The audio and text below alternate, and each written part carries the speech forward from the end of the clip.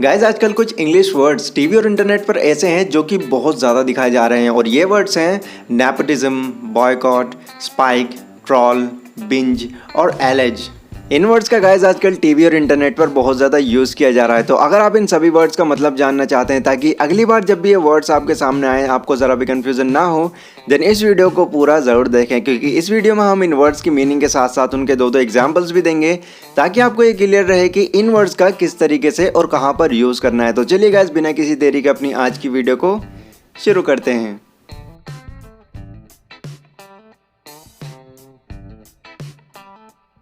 तो सबसे पहला वर्ड है गाइज हमारा नेपोटिज्म और इसकी राइट प्रोनाउंसिएशन होगी नेपोटिज्म, नेपोटिज्म, नेपोटिज्म। और इसका मतलब होता है गाइज भाई भतीजावाद, या फिर आप एक तरीके से पक्षपात भी कह सकते हैं। यानी कि मान लो एक पर्सन है जो कि सिर्फ और सिर्फ अपने परिवार या फिर अपनों के बारे में ही सोचता है, इसके अलावा बाकी सब जाएं भाड़ में, तो इसको गाइज इंग्लिश में कहते हैं नेपोटिज्म। तो चलिए एग्जाम्पल्स देखते हैं, एग्जाम्पल्स के थ्रू आप और ज़्यादा बेटर समझेंगे। बॉलीवुड इंडस्ट्री में भाई भतीजावाद एक आम बात है। Nepotism is a common thing in a Bollywood industry. उसका बेटा भाई भतीजावाद की वजह से नेता बना। His son became a leader due to nepotism। तो यहाँ पर गाइस दोनों ही सेंटेंसेस में नेपोटिज्म का यूज़ किया गया है। बॉलीवुड का नेपोटिज्म वो होता है कि अगर कोई किसी बड़े एक्टर का बेटा होता है तो वहाँ पर उसको बॉलीवुड इंडस्ट्री में पूरा सपोर्ट मिलता है, भले ही उसको एक्टिंग आती हो या फिर ना आती हो। एंड सेम थिंग दूसरे वाले सेंटेंस में भी, उसका बेटा खुद ही लीडर नहीं बना बल्कि किसी के थ्रू उसको लीडर बनाया गया जिसकी पॉलिटिक्स में एक अच्छी खासी जान पहचान थी।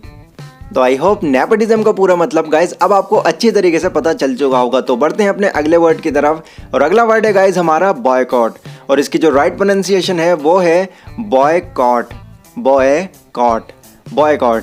इसका मतलब होता है गाइज बहिष्कार करना या फिर किसी चीज़ को अस्वीकार करना या फिर उसका विरोध करना। तो इसकी डेफिनेशन गाइज बिल्कुल सिंपल है, जहाँ पर भी अगर कहीं लोग किसी चीज़ का बहिष्कार करते हैं या फिर उसका विरोध करते हैं तो उसी को इंग्लिश में कहा जाता है बॉयकॉट। जैसे कि अभी इंडिया के अंदर चाइनीज़ प्रोडक्ट का किया जा रहा है। एग्जाम्पल्स देखते हैं, आपको और ज़्यादा क्लियर होगा। हमें अब चाइनीज़ प्रोडक्ट का बहिष्कार करना चाहिए। We should boycott Chinese product now. वह उस पार्टी का बहिष्कार क्यों करता है? Why does he boycott that party? तो यहाँ पर गाइस दोनों ही सेंटेंसेस में चाइनीज़ प्रोडक्ट और पार्टी का बहिष्कार किया गया है, यानी कि उसको अस्वीकार किया गया है, जिसके लिए हमने यूज़ किया है बॉयकॉट। तो आई होप बॉयकॉट का मतलब भी आप अच्छे तरीके से समझ चुके होंगे। अगले वर्ड की तरफ बढ़ते हैं और गाइस अगला वर्ड है हमारा स्पाइक और इसकी राइट प्रोनाउंसिएशन है स्पाइक, स्पाइक। और इसका हिंदी में मतलब होता है गाइस स्तर में बढ़ोतरी।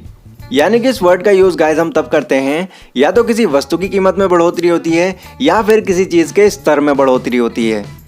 एग्जाम्पल्स देखते हैं, एग्जाम्पल्स देखने के बाद में आपको बिल्कुल क्लियर हो जाएगा। कभी कभी मेरा बिजनेस तेज़ी से बढ़ता है।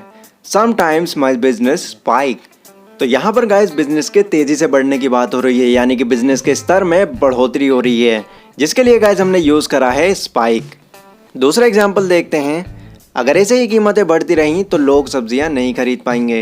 If prices spike continuously people will not able to buy vegetables.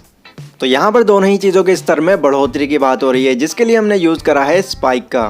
तो आई होप स्पाइक का मतलब भी अब आपको अच्छी तरीके से पता चल चुका होगा।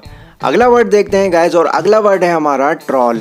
इस वर्ड की राइट प्रोनाउंसिएशन है ट्रॉल, ट्रॉल। और इसका गाइज मतलब होता है इंटरनेट पर मजाक उड़ाना।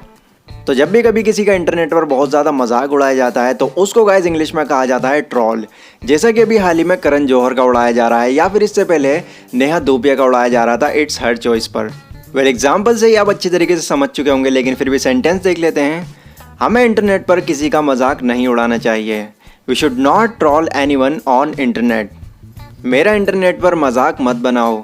Don't troll me on internet. तो दोनों ही सेंटेंसेस में इंटरनेट पर मजाक उड़ाने की बात हो रही है, जिसके लिए गाइस हमने यूज़ करा है ट्रॉल का। तो आई होप ट्रॉल का मतलब भी अब आपको अच्छी तरीके से पता चल चुका होगा। अगले वर्ड की तरफ बढ़ते हैं गाइस और अगला वर्ड है हमारा बिंज और इसकी राइट प्रोनाउंसिएशन होती है BING, बिंज। इसका मतलब होता है गाइस लगातार, बहुत ज़्यादा मात्रा में।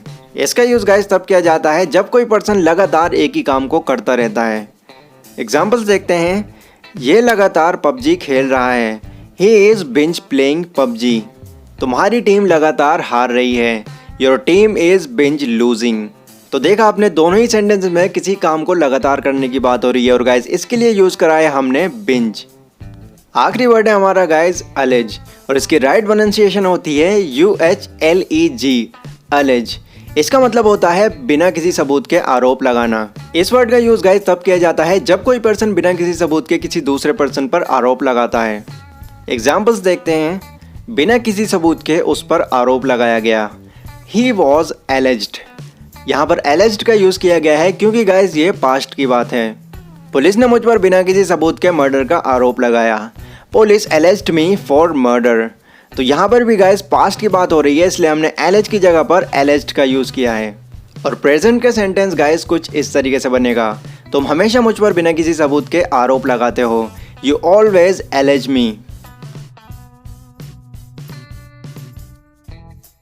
तो आई होप इन सभी वर्ड्स का मतलब अब आपको अच्छी तरीके से पता चल चुका होगा। वीडियो पसंद आए तो वीडियो को लाइक जरूर करें, और इसी तरीके के इंग्लिश से रिलेटेड इंटरेस्टिंग टॉपिक्स के बारे में जानने के लिए चैनल को सब्सक्राइब करें। तो मिलते हैं अपनी अगली वीडियो में, तब तक के लिए टेक केयर।